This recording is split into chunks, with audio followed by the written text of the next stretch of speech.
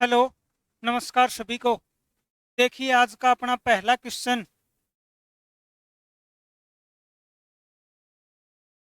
जो सच में नहीं है उन सब को चुनिए। कोपेन जलवायु वर्गीकरण पद्धति यह तापमान और क्षेत्र के वार्षिक दृष्टिपात्र की मात्रा इन दोनों पर आधारित है। दूसरा, कोपेन वर्गीकरण पद्धति में यदि एक शहर की जलवायु आर्द्र महाद्वीपीय वर्गीकृत की गई है तो संभवतः ये होगा उसका थर्नवेट सूचकांक 20। तीसरा, जलवायु वर्गीकरण की थर्नवेट पद्धति सीधे तापमान पर आधारित नहीं है। तो पहला और तीसरा ये बात बिल्कुल इसकी सच है, लेकिन दूसरा, कोपेन वर्गीकरण पद्धति में यदि एक शहर की जलवायु आर्द्र महाद्वीपीय वर्गीकृत की गई है तो संभवतः उसका सूचकांक 20। ये बात गलत है, वही इसकी 20 नहीं होगा, जबकि 20 से कम होगा। तो इसमें कौन सा आंसर आ जाएगा? केवल 2, जो कि अनट्रूथ है, सच नहीं है। अगर बात की जाए ये व्यक्ति व्लादिमीर कोपेन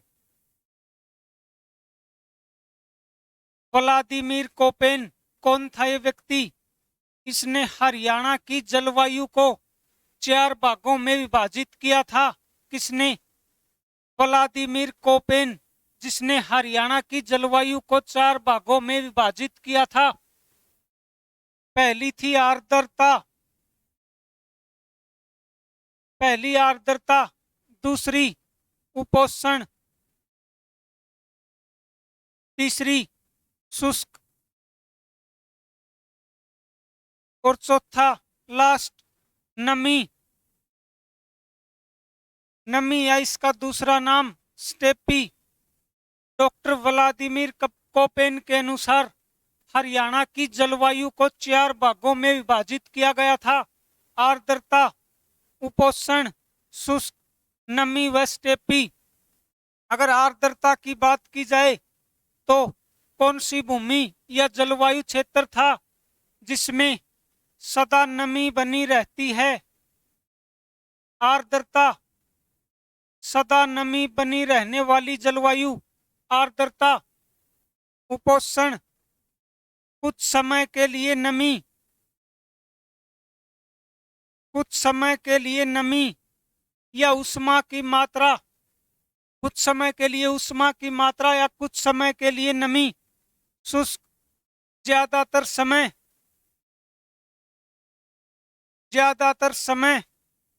शुष्क रहना। ये कौन सी जलवायु थी? शुष्क जलवायु। और चौथा नमी या स्टेपी, लगातार बढ़ते या घटते रहना। नमी का बढ़ते या घटते रहना। कौन सी प्रकार की जलवायु? नमी या स्टेपी युक्त जलवायु। तो ये था व्लादिमीर कोपेन के अनुसार हरियाणा की जलवायु को 4 भागों में विभाजित किया गया था: आर्द्रता, उपोष्ण, शुष्क, चौथा नमी या स्टेपी। नेक्स्ट क्वेश्चन, निम्न में से कौन सा जलवायु कटिबंध विशेषतः तापमान के अत्यधिक दैनिक बदलाव के अधीन होता है? आपको पीछे बताया था कौन सा कटिबंध तापमान जो दिन में सबसे ज्यादा उतार चढ़ाव, कौन सा बताया था? आर्द्र, उत्तर ध्रुवीय, शुष्क या भूमध्य। तो ये हो जाएगा शुष्क भूमि। शुष्क भूमि जलवायु क्षेत्र जिसमें दैनिक तापमान में लगातार उतार चढ़ाव बना रहता है। कौन से जलवायु क्षेत्र? शुष्क जलवायु क्षेत्र। अगला प्रश्न, हरियाणा के किस शहर को चेरापूंजी कहा जाता है? सबसे पहले ये बताओ, ये चेरापूंजी स्थान भारत में कहां पर है? चेरापूंजी स्थान भारत में कहां पर है और क्यों कहा जाता है इसको चेरापूंजी हरियाणा की? सबसे पहले हमें यह ज्ञात होना चाहिए कि चेरापूंजी जगह भारत में कहां पर है।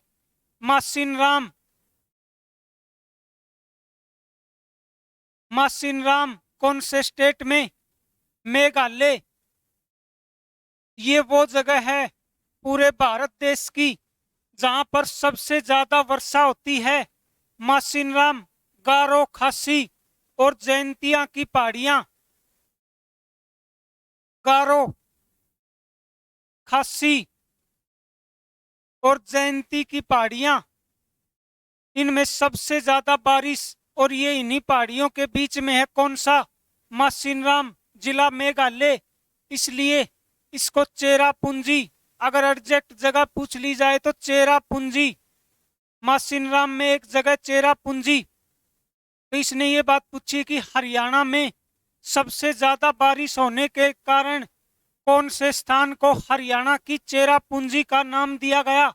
आदमपुर, चिक्का, छछरौली या फर्रुखपुर? कौन सा हो जाएगा इसमें हरियाणा की चेरापूंजी? छछरौली। कहां पर पड़ता है ये छछरौली? जिला यमुनानगर। जिला यमुनानगर। छछरौली जगाधरी में। अगर बात की जाए, यहां पर एक प्राचीन समय में रियासत थी। रियासत जिसको किस नाम से जाना जाता था? कलसिया रियासत। कलसिया रियासत। कलसिया रियासत को क्या उपनाम दिया गया था? रानी की खिड़की। रानी की खिड़की। आपसे क्वेश्चन पुट कर दे कि कौन सी रियासत का उपनाम रानी की खिड़की की नाम से जाना जाता था? तो कलसिया रियासत को। कहां पर हो जाएगा कलसिया रियासत? छछरौली, जिला यमुनानगर में। अब पहला ऑप्शन देखिए, आदमपुर। ये हल्का कहां पर पड़ता है? हरियाणा में। आदमपुर हल्का जिला हिसार में, जहां से चुनाव लड़ते हैं कुलदीप बिश्नोई। आदमपुर हल्का जिला हिसार। चिक्का, ये चिक्का कहां पर पड़ता है? जिला कैथल में। कैथल का कस्बा चिक्का। तो हरियाणा की चेरापूंजी हो जाएगी छछरौली, जिला यमुनानगर। नेक्स्ट क्वेश्चन, भारतीय मौसम विभाग कार्यालय के अनुसार इस वर्ष 2017 हरियाणा में किस स्थान का तापमान सबसे अधिक दर्ज किया गया, जो कि 44.3 डिग्री सेल्सियस तक पहुंच गया था? तो बताइए इनमें से कौन सा शहर हरियाणा का सबसे गर्म शहर है? बताया था कल आपको, जो मरुस्थलीय इलाका वही सबसे गर्म शहर होगा। तो कौन सा पड़ता है इसमें मरुस्थलीय इलाका? रेवाड़ी, हिसार, सोहना या रोपड़? हिसार। हिसार जिले का तापमान वर्ष 2017 में सर्वाधिक दर्ज किया गया 44.3। अगर हिसार की जगह नारनौल होता तो उस ऑप्शन को हम टिक कर दे, क्योंकि हिसार से भी गर्म स्थान पूछ लिया जाए तो कौन सा हो जाएगा? नारनौल, जिला महेंद्रगढ़। अगला क्वेश्चन, निम्नलिखित में से गलत विकल्प का चयन करें। राष्ट्रीय आपदा प्रबंधन प्राधिकरण एनडीआरएफ। राष्ट्रीय आपदा प्रबंधन प्राधिकरण के अनुसार हरियाणा में मिट्टी का क्षरण खालिस्तान के कारण होता है। किसके कारण होता है हरियाणा में मिट्टी का क्षरण?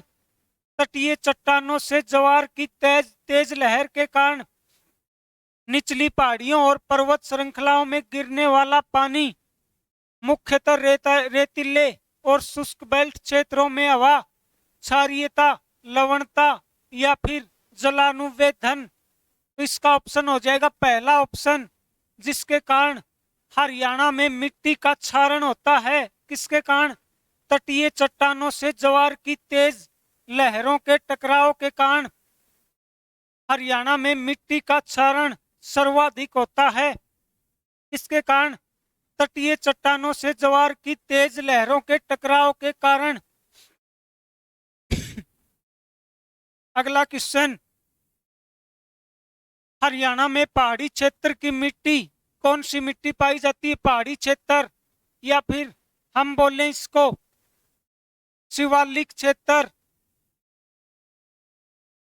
शिवालिक क्षेत्र की मिट्टी का नाम बताइए। चट्टानी, पीली, चिकनी मिट्टी या फिर काली। तो पहाड़ों में कौन सी मृदा होगी? चट्टानी मिट्टी। चट्टानी मिट्टी।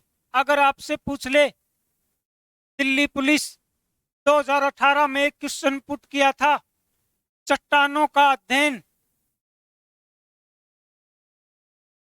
चट्टानों का अध्ययन किस नाम से जाना जाता है?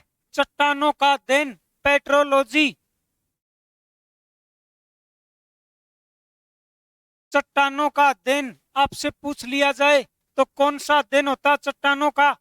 पेट्रोलॉजी, जिसे हम चट्टानों के अध्ययन के रूप में जानते हैं, पेट्रोलॉजी। नेक्स्ट क्वेश्चन, इनमें से किस अवधि पर हरियाणा में सबसे ज्यादा ठंड पड़ती है? कौन सा 2 महीने जिसमें हरियाणा में सबसे ज्यादा सर्दी होती है? अक्टूबर नवंबर, नवंबर दिसंबर, फरवरी मार्च या दिसंबर जनवरी? कौन सा हो जाएगा? दिसंबर जनवरी, जिसमें हरियाणा में सर्वाधिक सर्दी पड़ती है। कल आपसे पूछा था सबसे गर्म महीना, हरियाणा में सबसे गर्म महीना कौन सा बताया था? मई। मई। हरियाणा का सबसे गर्म महीना मई और सबसे ठंडा महीना दिसंबर। अगर एक जिले की बात, एक मंथ की बात की जाए तो अकेला पूछ ले तो सबसे ठंडा महीना वो होगा जनवरी। अगर 2 मंथ दे दिए जाएं तो दिसंबर व जनवरी। अगर अकेला दे दिया जाए तो जनवरी और गर्म मई। अगला क्वेश्चन, हरियाणा में किस हवा के कारण जून और सितंबर के बीच बारिश होती है? इसका मतलब है भाई मानसून। हरियाणा में मानसूनी बारिश जो कि अब फिलहाल में चल रही है। हरियाणा में मानसूनी बारिश किसके कारण होती है? दक्षिणी पश्चिमी मानसून हवाएं, उत्तर पूर्वी मानसून हवाएं, उत्तर पश्चिमी मानसूनी हवाएं या फिर दक्षिण पश्चिमी मानसूनी हवाएं? तो कौन सा हो जाएगा? उत्तर, दक्षिण, पूर्व और पश्चिम। जो यहां से हरियाणा की बारिश स्टार्ट होती है मानसून की, वो होती है दक्षिणी पश्चिमी विक्षोभ के कारण। तो यहां से लहरें उठती हैं। तो कौन सा ऑप्शन हो जाएगा इसमें? दक्षिणी पश्चिमी मानसूनी हवाओं के कारण जून से सितंबर के बीच हरियाणा में बारिश होती है, जिसे हम मानसूनी बारिश भी कहते हैं। किसके कारण? दक्षिणी पश्चिमी मानसूनी हवाएं। अगला क्वेश्चन, हरियाणा प्रदेश में कौन सा माह वर्ष का सबसे ठंडा माह होता है जब तापमान हिमांक खालिस्तान तक पहुंच जाता है? कौन सा बताया था सबसे ठंडा? जनवरी, दिसंबर, नवंबर या फिर मार्च? तो इसका सही उत्तर हो जाएगा जनवरी, जो कि हरियाणा का सबसे ठंडा माह है। इसका तापमान 0 डिग्री सेल्सियस तक पहुंच जाता है। 0 डिग्री सेल्सियस जनवरी। कल आपको बताया था हरियाणा में शरद ऋतु का तापमान, शरद ऋतु का औसत तापमान कितना बताया था? सर्दियों में औसत तापमान 12 डिग्री सेल्सियस। सर्दियों में औसत एवरेज तापमान 12 डिग्री सेल्सियस। जबकि ग्रीष्म ऋतु में कितना बताया था? ग्रीष्म ऋतु में 35 डिग्री सेल्सियस। तो इन दोनों का ध्यान रखना है।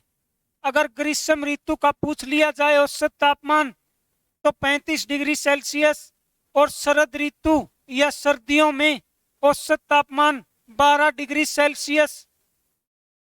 नेक्स्ट क्वेश्चन, अभिकथन पहला, हरियाणा के अंबाला में निम्नतम वर्षा होती है।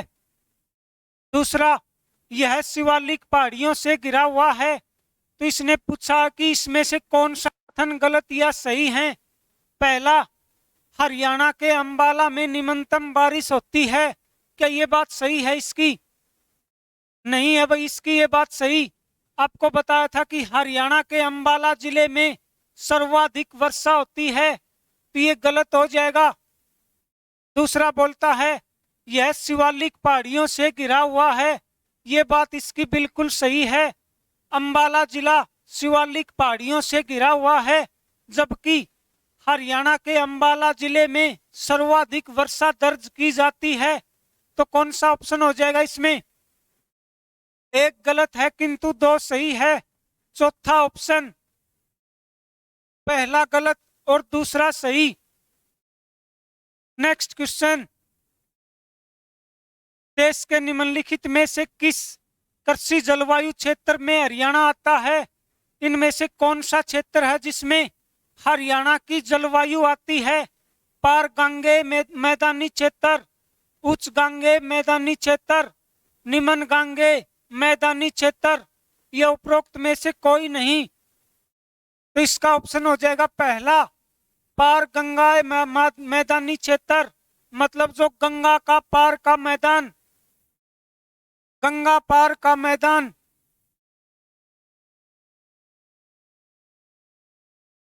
हरियाणा की जलवायु के अंतर्गत कौन सा क्षेत्र आता है? गंगा पार का मैदान, या हम इसको बोलें यमुना नदी वाला क्षेत्र।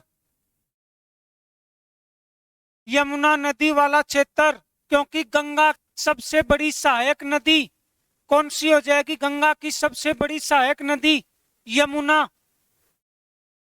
नेक्स्ट क्वेश्चन, हरियाणा में किस प्रकार के वनस्पति सबसे अधिक प्रचलित हैं? कौन सी वनस्पति हरियाणा में सबसे अधिक प्रचलित है? उष्णकटिबंधीय सदाबहार वन, पर्णपाती जंगल और कटीली झाड़ियां, पहाड़ का जंगल, या फिर मैंग्रोव जंगल? कौन सा हो जाएगा? दूसरा, पर्णपाती जंगल और कटीली झाड़ियां। अगर झाड़ियों की बात की जाए तो सर्वाधिक झाड़ी हरियाणा में कहां पर? सर्वाधिक झाड़ी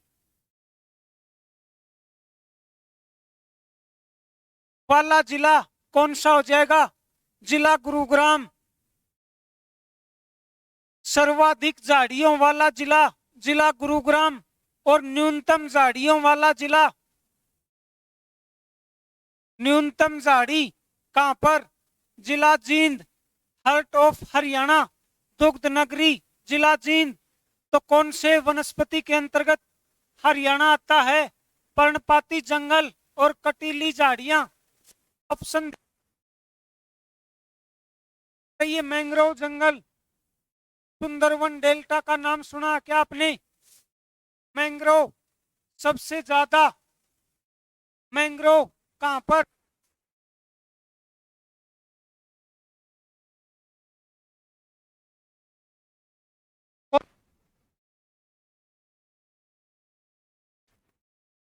मैंग्रोव जंगल सबसे ज्यादा सुंदरवन डेल्टा, राज्य पश्चिमी Bengal.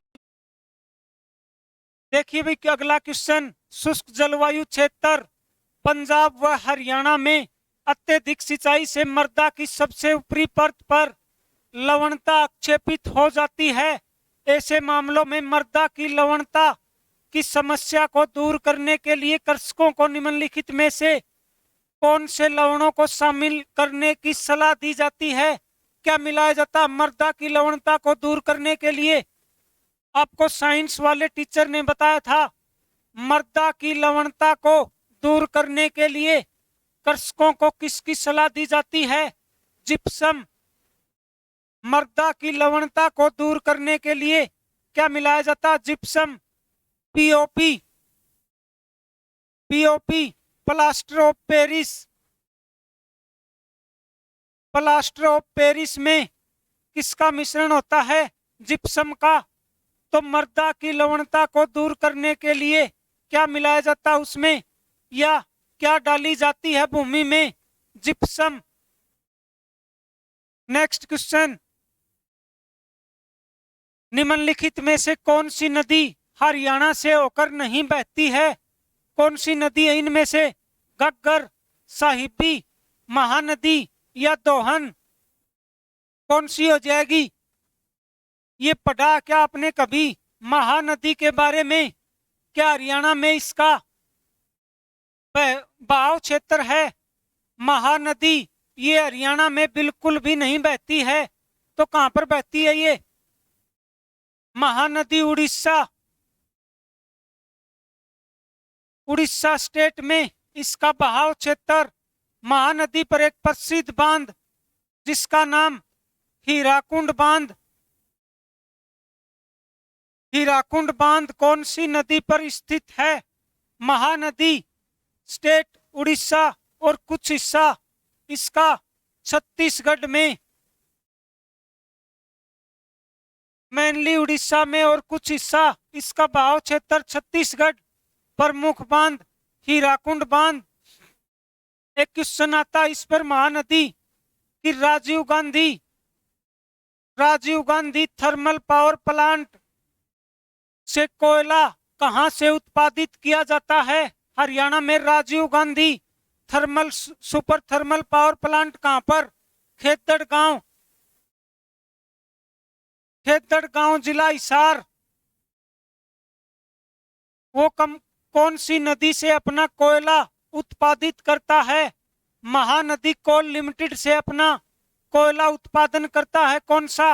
Rajiv Gandhi super thermal power plant, जिला हिसार, गांव खेतड़। नेक्स्ट क्वेश्चन, कौन सी नदी हरियाणा के जीतगढ़ के पास मेवात की पहाड़ियों से निकलती है? कौन सी नदी है जो जीतगढ़ के पास मेवात की पहाड़ियों से निकलती है? ये जीतगढ़ पड़ता भाई अलवर, राजस्थान का अलवर जिला, जीतगढ़ के पास मेवात पहाड़ियों से निकलती है। कौन सी हो जाएगी? दोहान नदी, साहिबी, टांगरी या कृष्णावती? तो इसका ऑप्शन हो जाएगा दोहान नदी। दोहान नदी का उद्गम स्थल लिखिए, इसका उद्गम स्थल मनोहरपुर व जीतगढ़ की पहाड़ी से इसका उद्गम स्थल किसका? दोहान नदी, जो कि दक्षिणी हरियाणा की एक मुख्य नदी है। कौन सी नदी? दोहान नदी। इस नदी के बारे में एक प्राचीन कहावत है कि इसकी उत्पत्ति कहां से हुई थी? ऋषि भृगु की पत्नी, ऋषि भृगु की पत्नी दिव्य पौलिमा के नेत्रों से इसका उद्गम माना जाता है। ऋषि भृगु की पत्नी दिव्य पौलिमा के नेत्रों से कौन सी नदी का उद्गम माना जाता है? दोहान नदी। दक्षिणी हरियाणा की मुख्य नदी साहिबी नदी, ये भी दक्षिणी हरियाणा में प्रवाहित होती है। कृष्णावती नदी, ये भी दक्षिणी हरियाणा की प्रमुख नदी, जबकि टांगरी नदी घग्गर नदी की प्रमुख सहायक नदी। ये कौन से हरियाणा की? उत्तरी हरियाणा की प्रमुख नदी। नेक्स्ट क्वेश्चन, हरियाणा के मारकंडा नदी का प्राचीन नाम क्या था? मारकंडा नदी का प्राचीन नाम अरुणा, दोहान, यमुना या घग्गर? मारकंडा नदी का प्राचीन नाम अरुणा। प्राचीन समय में मारकंडा नदी का प्राचीन नाम क्या हो जाएगा? अरुणा। खालिस्तान हरियाणा में एकमात्र सदा नीरा नदी है। कौन सी हो जाएगी जो सदा नीरा या फिर हरियाणा की एकमात्र 12मासी नदी? घग्गर, हाकरा, यमुना या मारकंडा? तो हरियाणा की एकमात्र सदा नीरा या 12मासी नदी यमुना नदी, अगर इसके उद्गम क्षेत्र की बात की जाए, इसका उद्गम क्षेत्र सबसे पहले चंपासर हिमालय, चंपासर हिमालय या यमुनोत्री हिमनद या फिर बंदरपूंछ चोटी,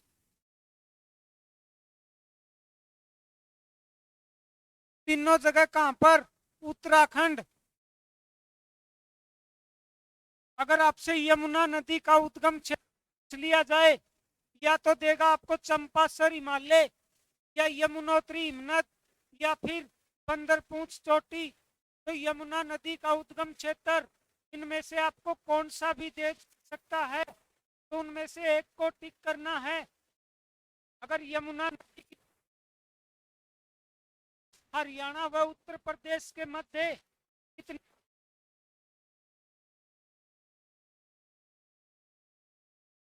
हरियाणा की सदा नीरा नदी, तो कौन सी हो जाएगी इसमें? यमुना नदी। यमुना नदी हरियाणा, हरियाणा व यूपी के मध्य कुल कितनी सीमा बनाती है? 320 किलोमीटर की सीमा यमुना नदी हरियाणा व यूपी के मध्य बनाती है। और अगर टोटल पूछ लिया जाए तो 328 किलोमीटर टोटल लंबाई, 328 किलोमीटर, जबकि हरियाणा में व उत्तर प्रदेश के मध्य 320 किलोमीटर। अगर इसका हरियाणा में प्रवेश क्षेत्र पूछ लिया जाए, कहां से प्रवेश करती है ये? यमुनानगर के कलेसर, यमुनानगर के कलेसर पार्क से, कलेसर पार्क या फिर ताजेवाला जगह हरियाणा में कहां से प्रवेश करती है यमुना नदी? यमुनानगर के कलेसर पार्क या ताजेवाला से। और इसका समाप्ति स्थल, मतलब हरियाणा में ये कहां खत्म हो जाती है? हसनपुर पलवल। हसनपुर एक जगह है, कहां पर? पलवल में। इसका समाप्ति स्थल किसका? यमुनानगर का। यहीं से ये यमुना नदी हरियाणा में समाप्त होकर यूपी में प्रवेश कर जाती है। किस स्थान से? हसनपुर से।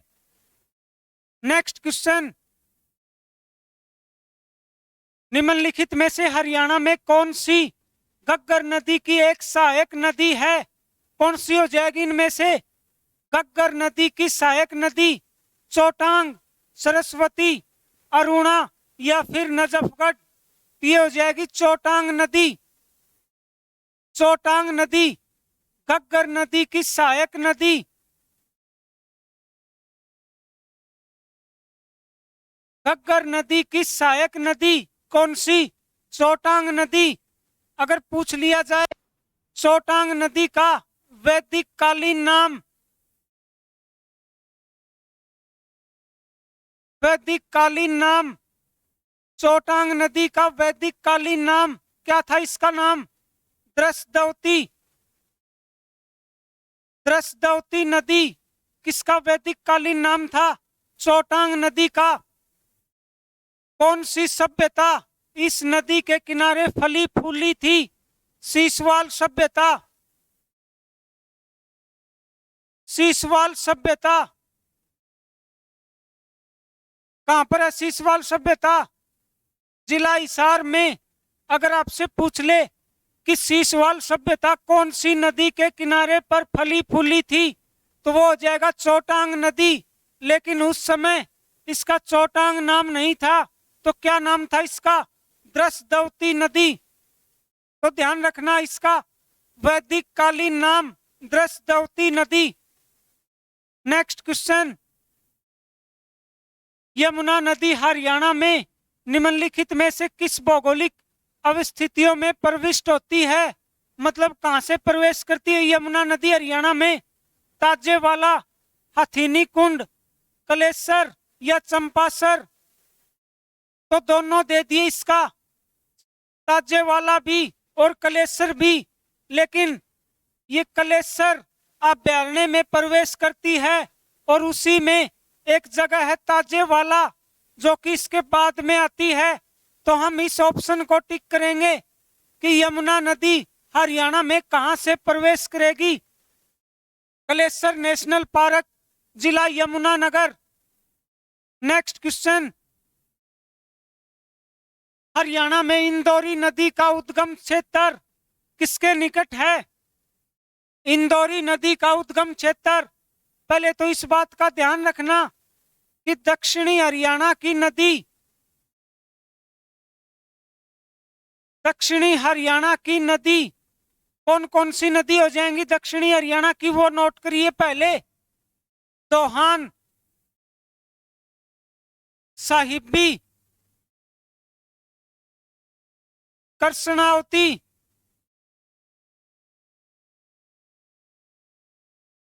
दोहान, साहिबी और कृष्णावती नदी दक्षिणी हरियाणा की नदियां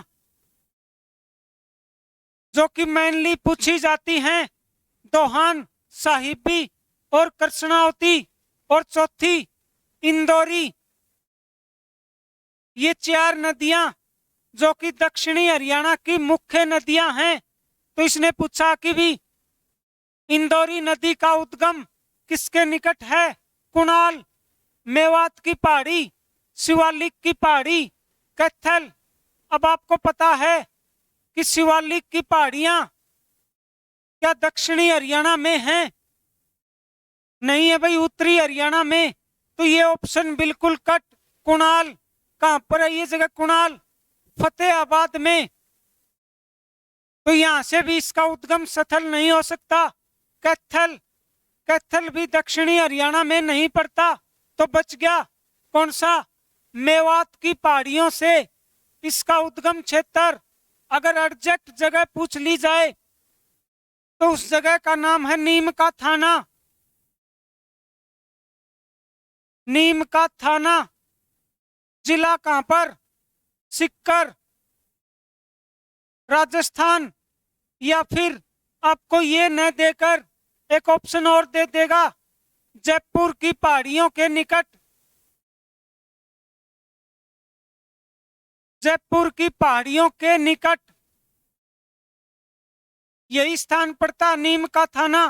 तो इंदौरी नदी का उद्गम क्षेत्र मेवात की पहाड़ियों से, या फिर नीम का थाना, जिला सीकर, या फिर जयपुर की पहाड़ियां, इनमें से कोई भी ऑप्शन आपसे पूछ सकता है। पहला ऑप्शन कुणाल, क्या था ये? कुणाल हड़प्पा संस्कृति का प्राचीन स्थल। कुणाल कहां पर? जिला फतेहाबाद। फतेहाबाद का प्राचीन नाम क्या था? फतेहाबाद का प्राचीन नाम इकदार। इकदार, या फिर हम बोले इसको pink city of Haryana.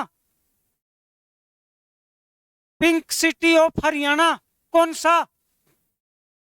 Fatehabad.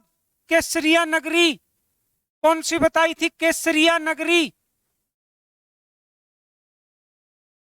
केसरिया नगरी के नाम से हरियाणा का कौन सा शहर जाना जाता है? नारनौल।